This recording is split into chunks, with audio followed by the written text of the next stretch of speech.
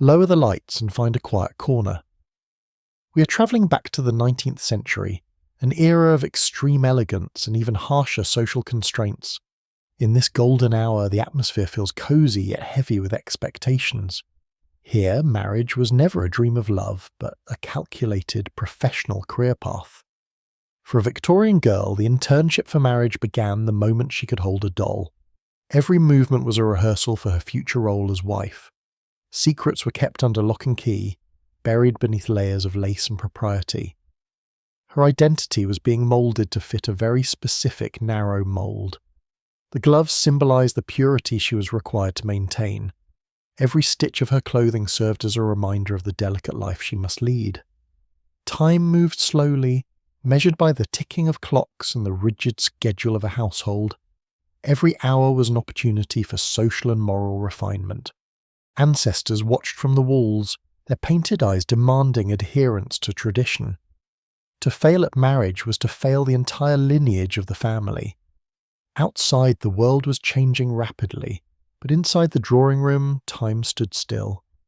The fog of social rules was as thick as the London smog. She watched the world go by, knowing her own path was already paved. Her education was not for herself, but for the man she would marry. Tea was a ritual of social survival. Every pore and every stir was scrutinized for grace, reflecting the girl's readiness to host her own future home. She was taught to be like these dolls, beautiful, silent, and ornamental.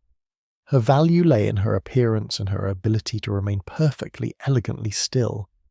These books were the Bibles of the era. They dictated everything from how to walk to how to speak, ensuring no girl strayed from the path. Letters were carefully composed and vetted. Communication was an art form where nothing was said directly, yet everything was understood through subtle social cues. Hours were spent perfecting the curtsy. It was a physical manifestation of her submission to the hierarchy of society and her future husband's eventual authority. Needlework was the quintessential female occupation. It required patience, precision, and silence, the three virtues most prized in a young woman of the high class. The house was her training ground. Every room had its rules, and every hallway was a path toward the ultimate goal of a successful marital alliance. Preparation was constant.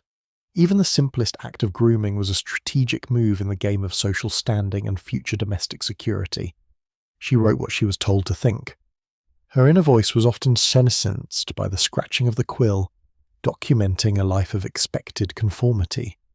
The scent of lavender and dried roses filled the air, a fragrant mask for the stifling reality of a life lived entirely within four walls.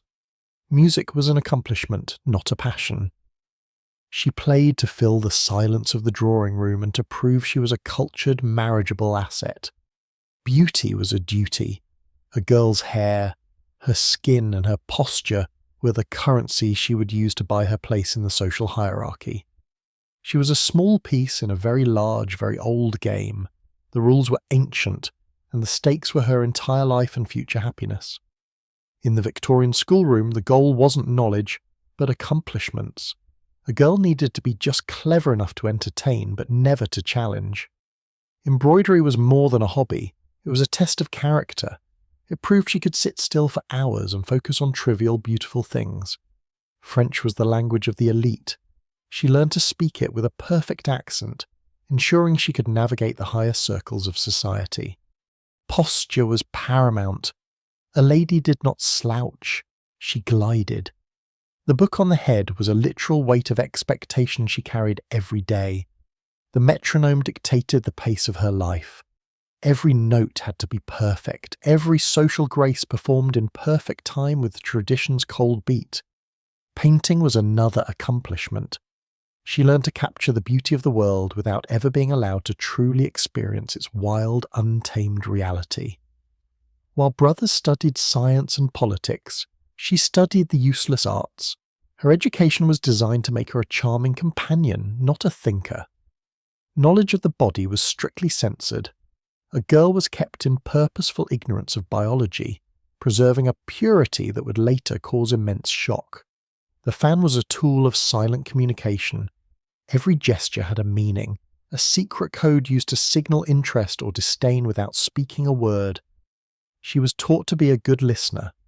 A man wanted a wife who would listen to his opinions with admiration, never offering her own conflicting views. Geography was taught only to understand the extent of her husband's potential world. Her own world was destined to be the size of a single household. Her days were filled with busy work that led nowhere.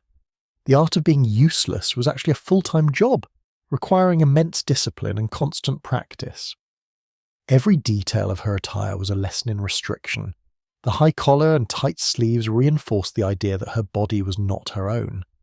Serious literature was often discouraged.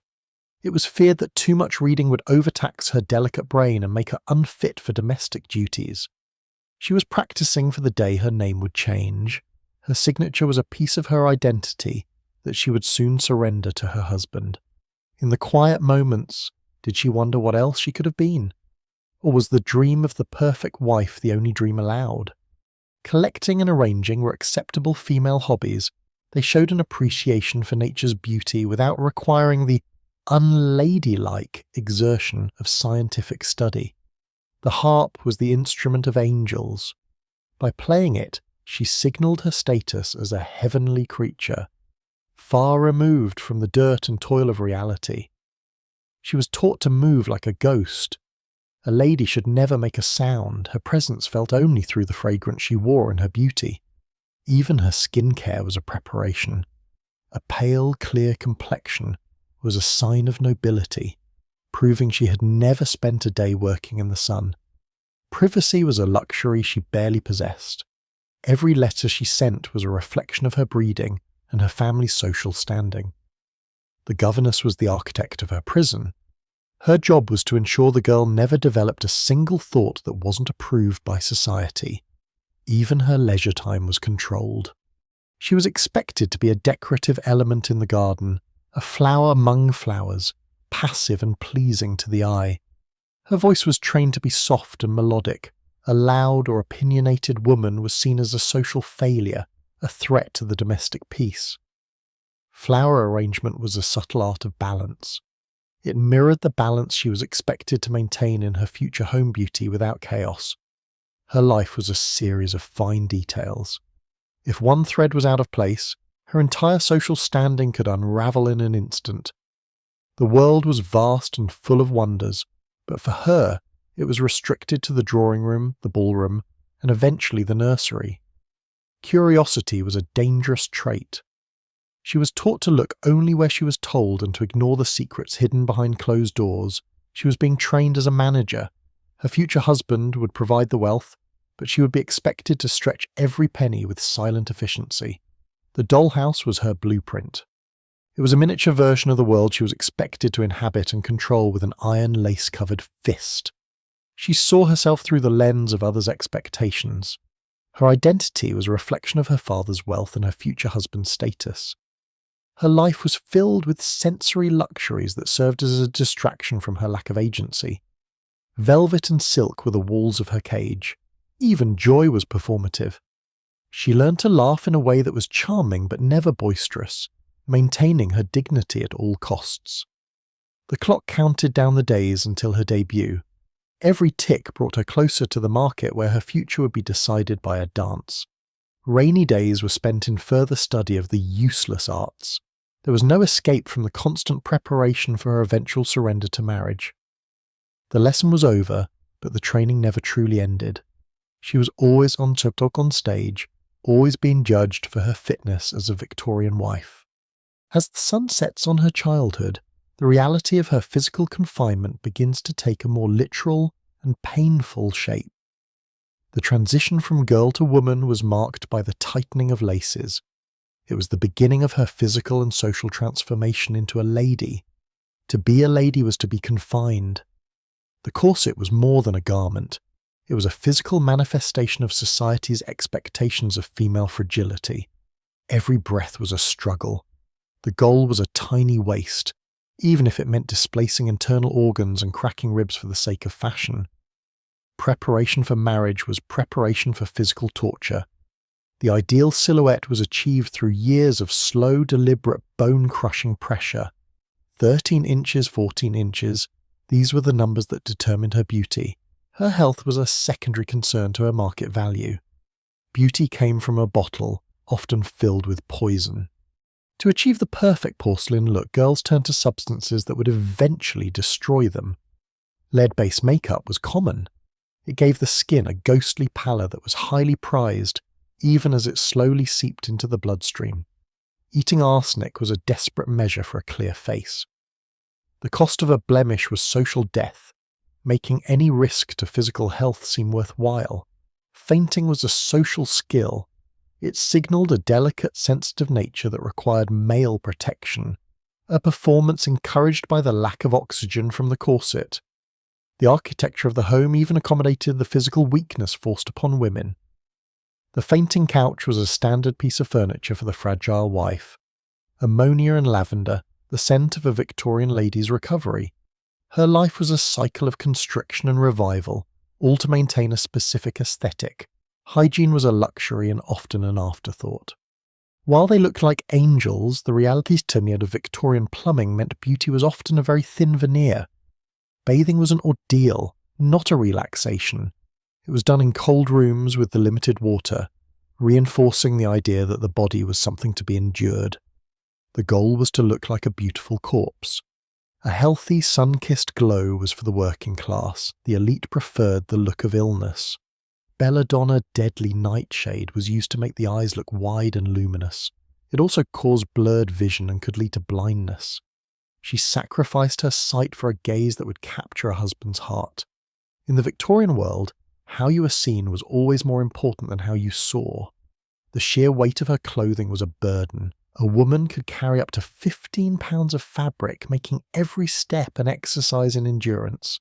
Her clothes physically separated her from the world. She took up space but was unable to navigate it freely, a metaphor for her social position.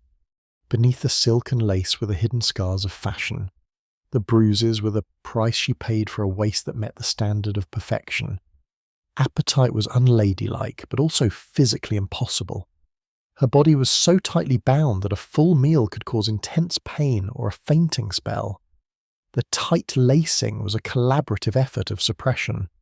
The maid was the enforcer, ensuring her mistress was properly civilized for the day's social battles. Feet were expected to be small and dainty. The pain of narrow shoes was just another layer of the physical discipline required of a young woman. She was becoming an icon, a symbol of her family's wealth and her husband's success. The human inside the clothes was secondary to the image. Vinegar was sometimes drunk to maintain a pale complexion and a low appetite. The pursuit of the waif-like look was relentless and often dangerous. In this room she was dressed and undressed like a child. Her physical autonomy was surrendered long before she ever reached the altar. The fit had to be perfect. Sometimes she was literally sewn into her garments, making any movement other than a stiff glide impossible. She was the centre of attention but had no control. This was her training for a life where her appearance would be her most important contribution. Jewels were the gilded chains of her class. They represented the wealth she was meant to display and the husband she was meant to attract. Comfort was never a priority.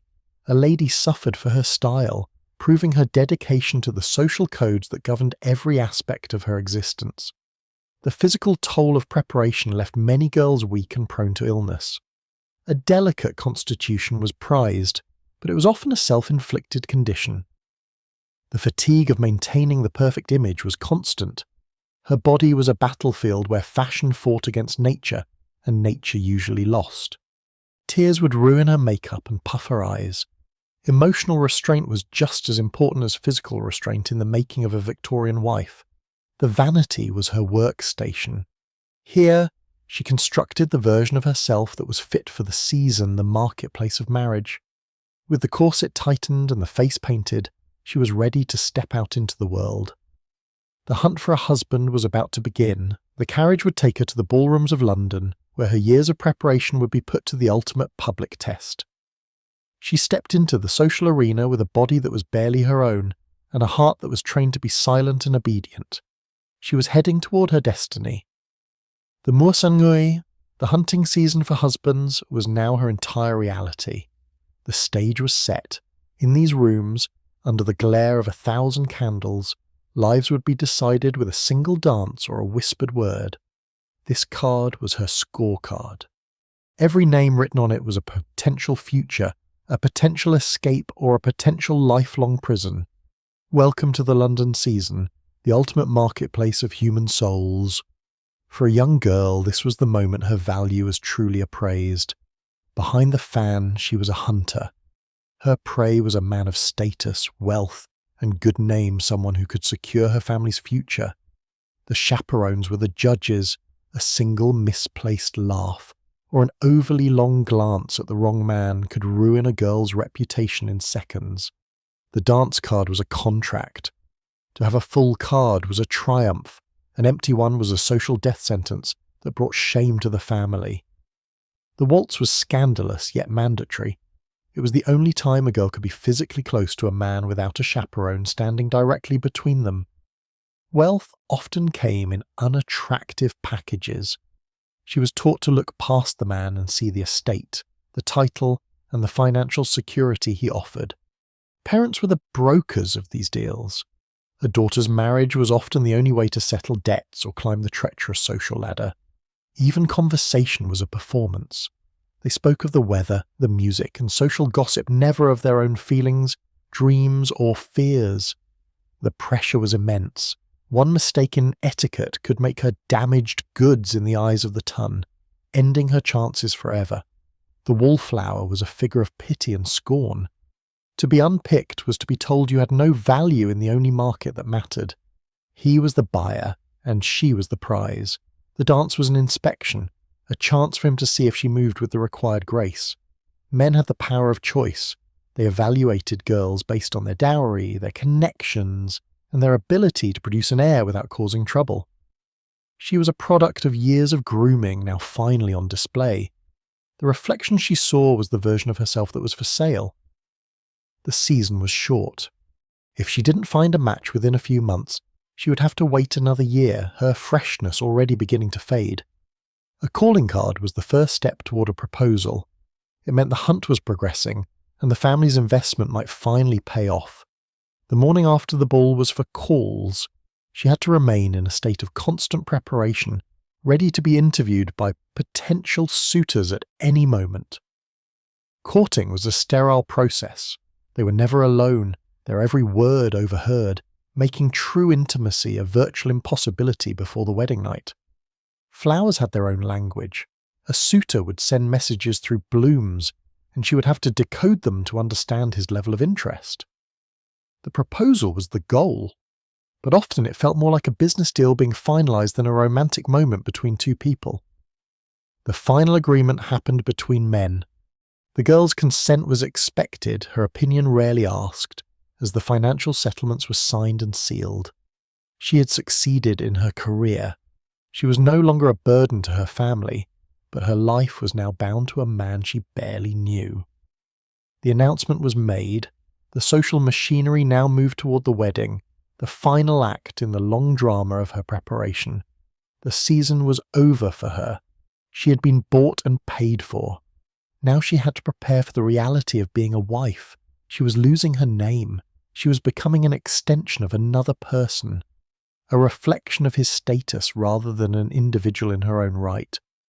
Her trousseau was her dowry and fabric. It was everything she would need for her new life, a life where her only role was to be the angel in the house. The veil would soon hide her face. It was the final barrier between her old life and the unknown, often terrifying world of marriage. She saw herself in the butterfly. Caught in a web of social rules and family expectations, she had no choice but to accept her fate. The altar was waiting. All those years of embroidery, piano, and French had led to this one moment of total and permanent surrender. A lady did not cry at her own success. She remained composed, a perfect porcelain-faced prize for the man who had won her. She was the ideal woman. But inside the layers of silk and the tight corset, she was a girl who had never been allowed to truly breathe. The hunt was over. The market was closed for her. Now she would transition from the sought-after to the settled, a move fraught with hidden dangers. The transition to womanhood was not just social, it was the end of her personal freedom. She was now legally and morally bound to another. She understood the bird. Her new home would be grander than her father's, but the bars were the same, just made of more expensive metal. Her future was a mystery. She had been taught how to be a wife, but no one had told her what it actually meant to live with a man. She was bracing herself. The girl was dying so that the wife could be born, a sacrifice demanded by the era she lived in. Her time as a free girl was ending. Every tick was a reminder that she was no longer her own person, but a part of a new social unit. The season was over. The hunt was done. Now she would enter the long, silent years of being the angel in the house. The angel in the house was essentially a glorified, unpaid estate manager. The keys symbolized her power, but they were also a weight she had to carry. Her eye had to be sharp. A speck of dust was a failure of her management, a sign that she was losing control over her domestic kingdom. She managed the accounts with precision. While she wasn't allowed to own property, she was responsible for every penny spent on food, fuel, and wages. She was the commander of a small army. She had to be distant and firm, ensuring the hierarchy of the house remained intact and functional. The bell was her voice. She summoned others to do the physical work she was now too ladylike to perform herself, further isolating her from reality. Marriage brought status, but it often brought a profound, echoing loneliness. Her husband was often away at work or at his clubs, leaving her alone with the walls. Etiquette became her religion. Every social interaction was governed by a complex set of rules designed to keep everyone in their proper, stifling place. Even motherhood was managed. She was the moral guardian of her children, but the daily, messy work of raising them was left to others of lower status. Socializing was a strategic game. Who you visited, when you left your card, and how long you stayed were all moves in a never-ending social chess match. The angel was expected to be a pillar of moral purity and emotional stability. She had no room for her own sadness, anger, or frustration. Service was her language of love, or at least the only language she was allowed to use. Her life was dedicated to making his life seamless and comfortable. She was the anchor of the home, but she was also anchored to it. He could move through the world, she could only move through her rooms. The home was her sanctuary and her prison. She was the heavenly center of a very small, very controlled universe that she was never allowed to leave. Performance was her constant duty. Even in her own home she was on stage, demonstrating her fitness as a wife and a member of the elite. She was the brain of the household, the one who ensured everything ran like clockwork, while she herself felt more like a part of the machinery. The dreams she had as a girl were packed away and locked in the attic. There was no room for personal ambition in the life of an angel. Religion reinforced her role. She was taught that her submission to her husband was a divine duty, a sacrifice that would be rewarded in the next life. She was the ghost of her own home. She moved through the spaces she managed, but she rarely felt like she truly belonged in any of them. Her wealth was external. She could wear diamonds but couldn't sign a check without her husband's permission. She was a rich woman with no personal power. In the silence of the night the masks came off. But even then she was bound to him by laws that saw her as little more than his property. She spent her life preserving a beauty that was already fading. The struggle to keep up appearances was a full-time, exhausting job with no retirement. Each day was a repetition of the last. The angel lived in a cycle of domestic duties that left her spirit feeling as dusty as the corners she inspected.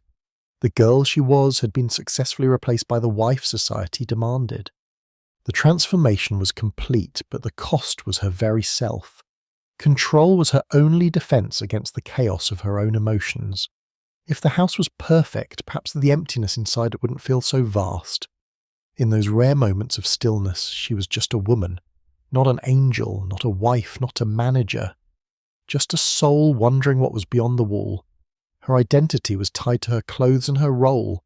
Without them, she was a shadow in a society that only valued the outward display of domestic bliss. Her life was built on cold, hard rules. She lived in a world of marble and mahogany, materials that outlasted the human hearts they surrounded. She was training her successor. The cycle would continue with another generation of girls learning the art of being useless and the burden of being an angel. She held the keys to the house, but she could never find the one that would unlock her own freedom. She was the mistress of a gilded prison. The call of duty was constant. Her life was not her own, but a series of responses to the needs and desires of those she was bound to serve. The social calendar was her master. She moved through a world of parties and visits, all while feeling like a ghost in her own life. The day was done. The angel had performed her duties, kept the house perfect, and maintained the image of a happy Victorian wife. Behind the calm exterior, a fire burned, but it was a fire that could never be allowed to spread, kept small and contained within the hearth. She ascended to the private spaces of her home, leaving the public, angel, behind for a few hours of sleep before the performance began again. She was the keeper of the house, the one who ensured everything was beautiful and still, but the silence she guarded was sometimes too much to bear. The angel in the house was a dream for men, but for many women it was a living death, a life of perpetual, graceful and silent submission. Her life was as fragile as that smoke. Beautiful, fleeting, and easily extinguished by the cold breath of social expectations and the laws of men. In the darkness of the bedroom, the angel had to face the reality of a marriage she was never truly prepared to understand or enjoy. The preparation was over. The marriage was a reality. And for the Victorian woman, the truth of her position was often a bitter pill to swallow. Her body was now a vessel for another's legacy. Her own life was secondary to the production of heirs, the final duty of a Victorian wife. She didn't recognise that girl anymore. The marriage had changed her, not into a woman of her own making, but into a creature of society's design. Her inner life had become as sterile as the house she managed. The angel had no secrets left, for she had no self left to keep them. She was just one in a long line of women who had played this role. Their silent faces were her only companions in the long, quiet years of marriage. The light of her own spirit was fading. The angel in the house was a title bought with the death of her own personal freedom and joy.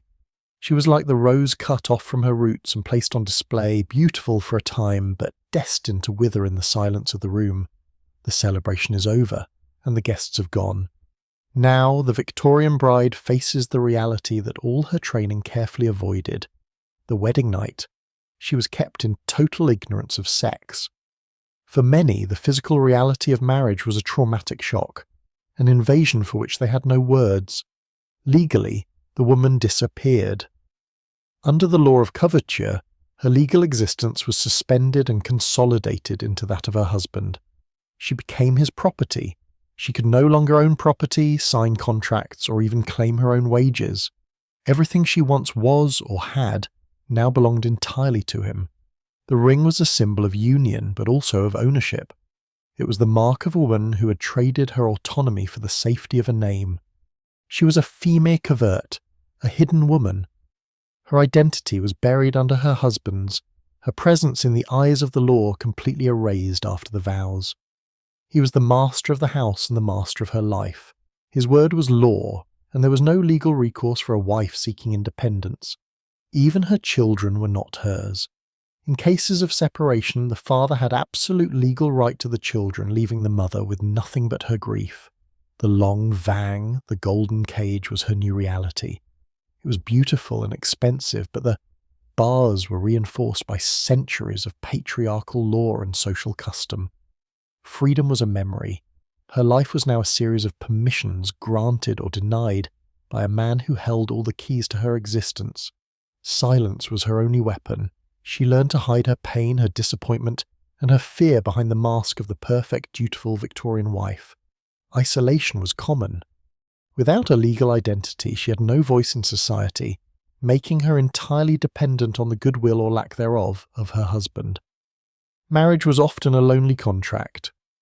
She provided the domestic stability, while he was free to live a life outside the walls that confined her. Obedience was not just a suggestion. It was a vow. To disobey was to risk everything, her home, her children, and her very survival in society. The toll of the perfect life was written on her face. The stress of being a property rather than a person eventually broke even the strongest spirits.